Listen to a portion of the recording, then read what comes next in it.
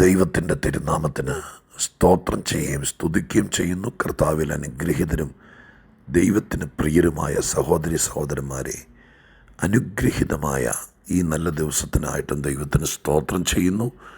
ഓരോ നാളും നമ്മുടെ ഭാരങ്ങളെ ചുമക്കുകയും നമുക്ക് വേണ്ടതെല്ലാം നൽകി തരികയും എപ്പോഴും നമ്മുടെ കൂടെ ഇരിക്കുകയും ചെയ്യുന്ന ആത്മരക്ഷകനായ വാഴ്ത്തപ്പെട്ട ദൈവത്തിന് സകല മഹത്വവും പുകഴ്ചയും സ്തുതിയും സ്തോത്രവും കരയറ്റിക്കൊണ്ട്, ഒപ്പം നിങ്ങൾക്കെല്ലാവർക്കും യേശുക്രിസ്തുവിൻ്റെ ധന്യമുള്ള നാമത്തിൽ വിനീതമായ സ്നേഹവന്ദനം അറിയിച്ചുകൊണ്ട് ഇന്ന് ദൈവദിന കേൾവിക്ക് വേണ്ടി നാം ഒരുങ്ങുകയാണല്ലോ.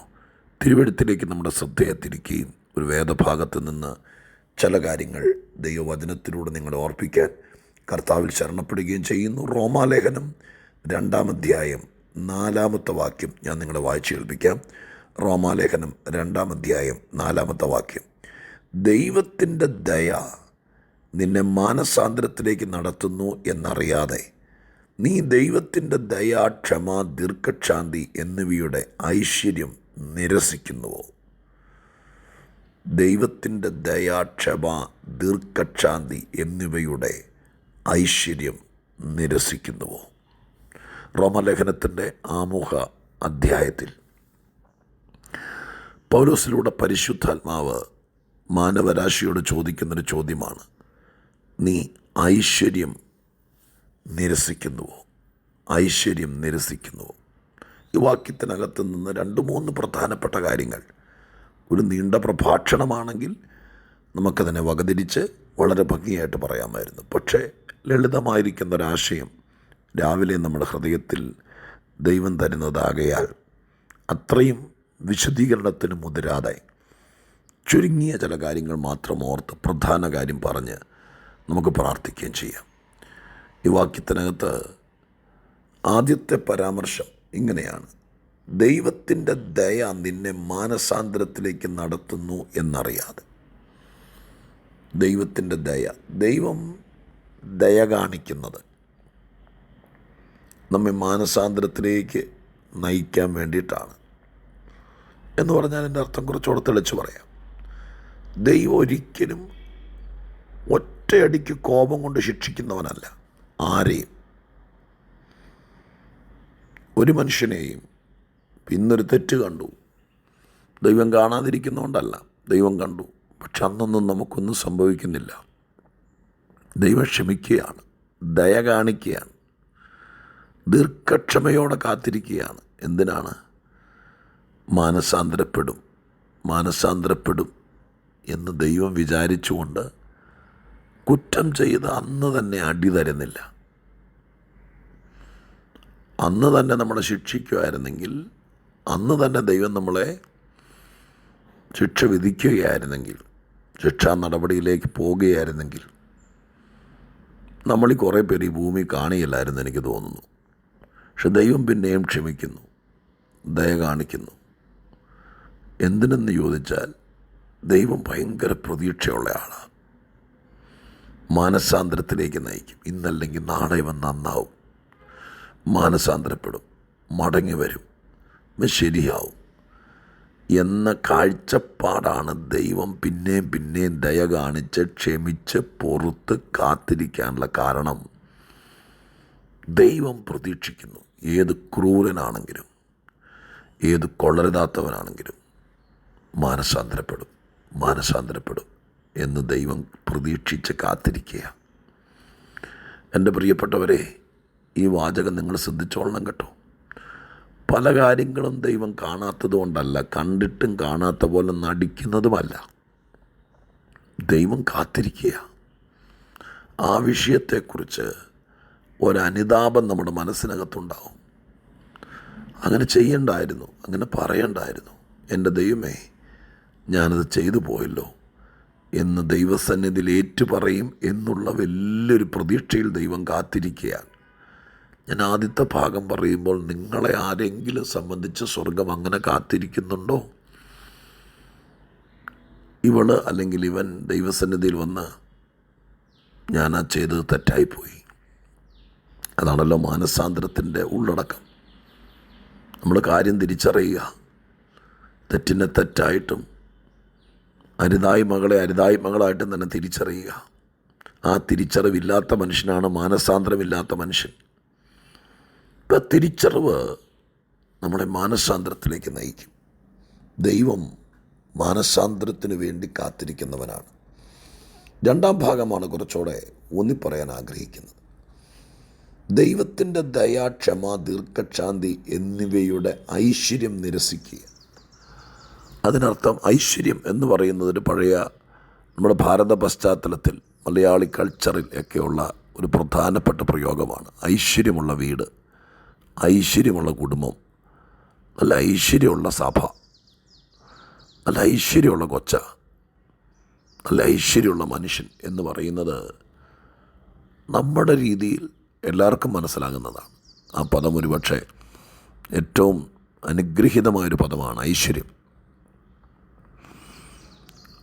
ആ ഐശ്വര്യം നിരസിക്കുന്നവർ, ഐശ്വര്യമെന്ന് പറയുന്നത് നമുക്ക് വിശദീകരിക്കാതെ തന്നെ നമുക്കറിയാം ഗുണകരമായിരിക്കുന്ന കാര്യം. ഒരു വീട്ടിലേക്ക് കയറി വരുമ്പോൾ ഐശ്വര്യമുള്ള വീട് എന്ന് പറയുന്നത് അവിടുത്തെ ആ ക്രമീകരണത്തിനകത്തും അവിടെ വ്യാപരിക്കുന്നൊരു സ്പിരിറ്റുണ്ട്, ഒരു അന്തരീക്ഷം എന്നൊക്കെ നമ്മൾ പറയില്ലേ, അവിടെയാണ് ഐശ്വര്യത്തിൻ്റെ കാര്യം. പണം കൂടുതലുണ്ടോ അല്ലെങ്കിൽ വീട് ഭയങ്കര വലുതാണോ, അതൊന്നുമല്ല. ചെറുതായിരിക്കും, പക്ഷെ അതിനൊരു ഐശ്വര്യമുണ്ട്. ഐശ്വര്യമുള്ളവർ ആഹാരം ഉണ്ടാക്കിയാൽ പോലും ചെറിയ കാര്യങ്ങളായിരിക്കും, വലിയ ഷെഫൊന്നും ആയിരിക്കുകയല്ല, പക്ഷെ ഭയങ്കര പ്രത്യേകതയായിരിക്കുന്ന പറയുന്നത്. അവരുടെ കൂടെ നടന്നാൽ ജീവിച്ചാലൊക്കെ ഐശ്വര്യം വേദപുസ്തക സംബന്ധമായിട്ട് അതിപ്രധാനമായിരിക്കുന്ന കാര്യമാണ്. ഐശ്വര്യം നിരസിക്കുക എന്ന് പറയുന്നത് അത് അബദ്ധമാണ്. നമ്മൾ ഉൾക്കൊള്ളുകയാണ് ദൈവമാണ് ഐശ്വര്യത്തിൻ്റെ ഉറവിടം. വേദപുസ്തകത്തിൽ വേറെ വാക്യങ്ങളുണ്ട്. നമ്മുടെ കർമ്മങ്ങൾ കൊണ്ടല്ല, ഈ പ്രകൃതി കൊണ്ടോ കാലാവസ്ഥ കൊണ്ടോ ഒന്നും ഉണ്ടാകുന്നതല്ല, ദൈവം നമുക്ക് വരുത്തുന്നതാണ് ഐശ്വര്യം എന്ന് പറയുന്നത്. അത് നിരസിക്കരുത്.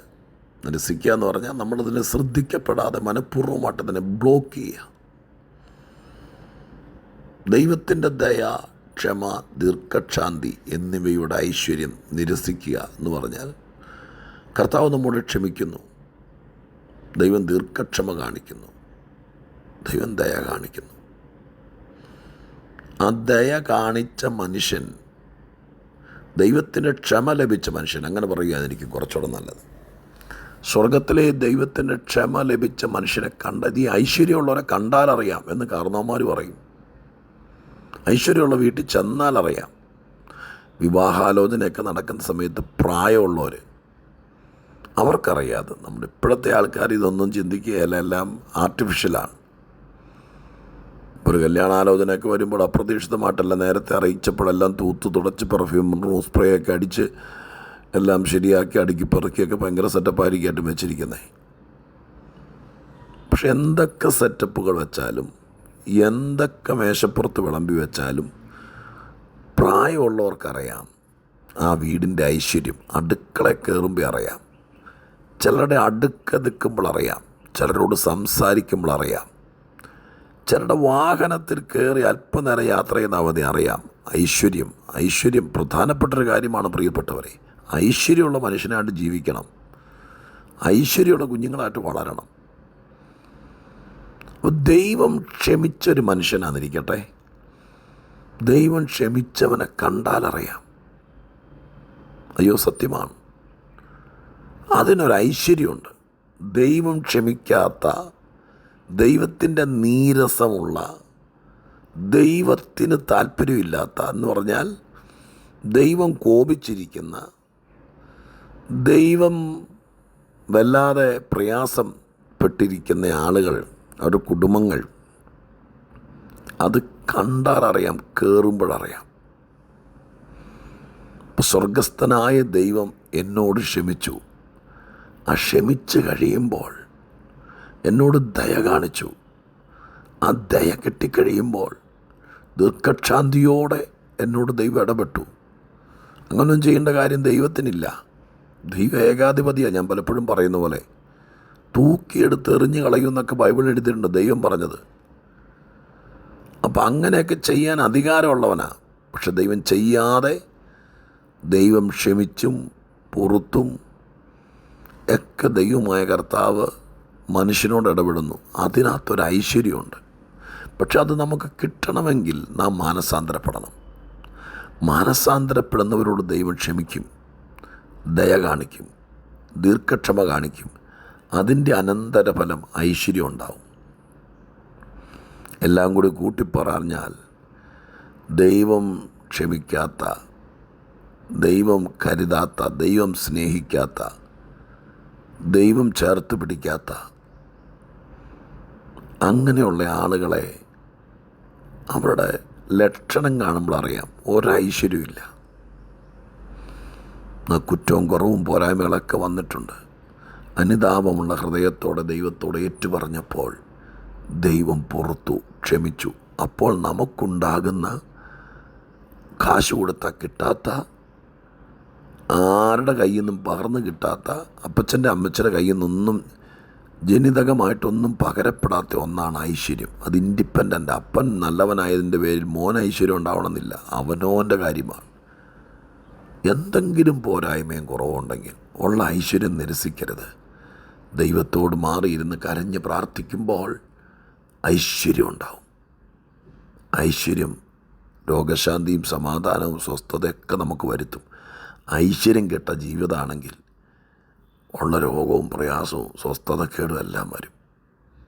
മരിക്കണം തോന്നും, നാട് വിട്ടു പോകണം തോന്നും, എന്തിനാ ജീവിക്കുന്നതെന്ന് തോന്നും. ഐശ്വര്യമില്ലാത്ത ജീവിതമാണെങ്കിൽ ശരീരം ബലഹീനമായാലും ചില പ്രയാസങ്ങളൊക്കെ വന്നാലും നമുക്ക് പണ്ടത്തെ പോലെ ഓടിച്ചാടി നടക്കാൻ പറ്റിയില്ലെങ്കിലും നമുക്ക് നിരാശയൊന്നുമില്ലല്ലോ. എങ്ങനെയെങ്കിലും കുഴഞ്ഞ് ജീവിച്ചല്ലേ പറ്റൂ എന്നൊരു തോന്നലില്ലല്ലോ. എന്തോരം ശാരീരിക പ്രയാസങ്ങളും ബുദ്ധിമുട്ടുകളൊക്കെ ഉള്ളവരുണ്ട്. നിങ്ങളിൽ ചിലർ അങ്ങനെ ആയിരിക്കും. പക്ഷെ നിങ്ങൾക്ക് മടുപ്പ് തോന്നാത്ത എന്നറിയാമോ? ദൈവത്തിൻ്റെ ഐശ്വര്യം നിങ്ങളുടെ മേലുണ്ട്. അത് കുറയരുത് കേട്ടോ, നിരസിക്കരുത്. എന്നും ഏറ്റുപറഞ്ഞ് ക്ഷമിക്കണമേ എന്ന് പറഞ്ഞ് കർത്താവിൻ്റെ സന്നിധാനത്തിൽ കൂടെ നിന്നാൽ നമുക്ക് ലോട്ടറി അടിക്കുമെന്നല്ല ഈ പറയുന്നത്. വഴി കിടന്ന് പേഴ്സും കാശും കിട്ടുമെന്നും അല്ല പറയുന്നത്. ദൈവത്തിൻ്റെ ഐശ്വര്യം കിട്ടും.